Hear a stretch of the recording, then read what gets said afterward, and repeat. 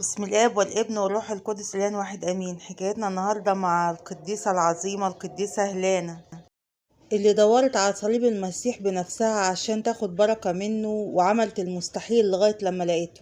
فالقديسه هيلانا اتولدت سنه 250 ميلاديا بمدينه الرها من اب وام تقيين، وربيها على التربيه المسيحيه من صغرها، وزودوها بكل الآداب اللي تأهلها إنها تكون إنسانة تقية وصفية القلب، وكانت حسنة الصورة وجميلة النفس. ولما سمع عنها ملك قسطنطين قرر إنه ينزل المدينة يشوفها بنفسه، ونظرا لجمالها الباهر طلبها للجواز، وده كان سنة 270 ميلاديا. فرزقت منه بولد سميته قسطنطين، فربته أحسن تربية وعلمته العلوم اللي هي اتعلمتها من صغرها عن الدين.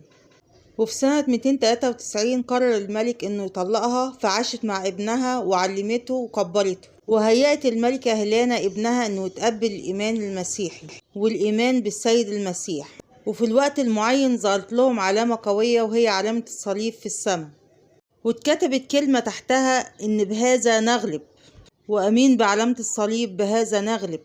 وبالفعل انتصر الملك، وكان هو أول إمبراطور يآمن بالسيد المسيح وأصبح مسيحي.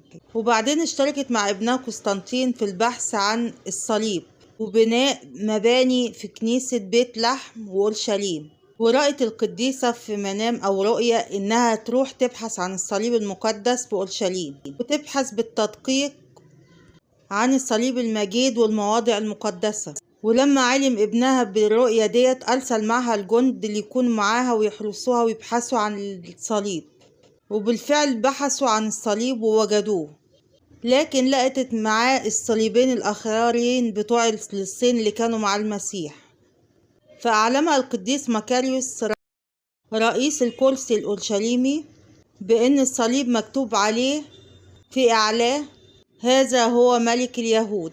وبعدين عشان يطمن قلبها ان ترى آية عظيمة على الصليب ده عشان تتأكد ان هو صليب المسيح، فصادف ان في جنازة ماشية تصادف مرورها في ذلك الحين، فوضعت الصليبين فلم يقم الميت.